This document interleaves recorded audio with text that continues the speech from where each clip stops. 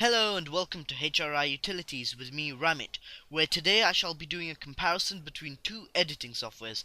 These softwares will be Camtasia Studio and Windows Movie Maker.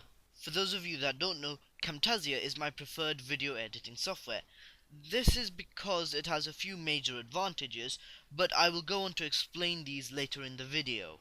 The first disadvantage of Windows Movie Maker is that it downscales the quality when you're editing. I don't know whether this is permanent or not, because I'm not too familiar with the software, but if it is permanent, then your videos that are in 720p most likely will be downgraded to 480p. I am pretty sure that when you actually export the video, though, it will be upgraded to whichever resolution you choose.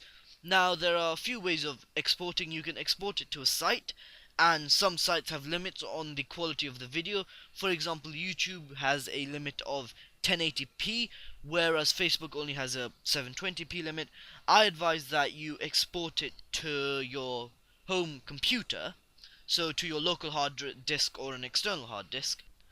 So to begin with, the Home tab contains a lot of your finishing components. So that will be things like credits and the production of the video, so rendering it.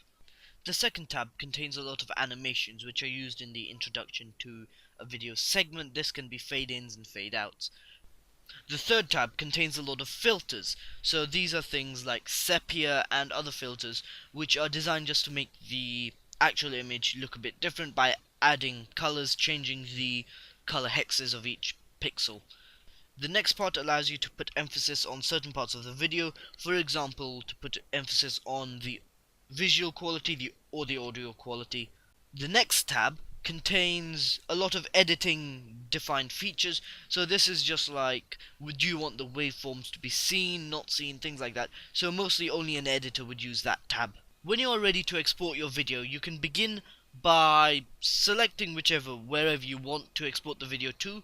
Sometimes you will want to export it to your local hard drive, and then you select which size you want. So for example, YouTube has a limit of 1080p, Facebook has a limit of 720p, your hard disk has no limit to whatever resolution you want the video to be. It will also tell you how large the video will be when it is fully edited. This is useful in case you have a really low spec laptop or PC like mine. You will need to log into your Microsoft account so that you can upload the video to wherever you need to upload it. Now we shall move on to Camtasia Studio. Firstly, I think it's simpler to use, as adding the things you need to add, such as voice narration, captions, transitions, is so much simpler, as it's all on the menu when you launch it, as well as adding a resolution, because normally changing resolution is quite difficult, but Camtasia will give you a few presets and then your own custom one. Finally, when you want to render your video and have it produced, you will need to go through a few simple steps. These will be told to you by Camtasia, but the thing is, with Camtasia, you can specify the quality you want to edit at.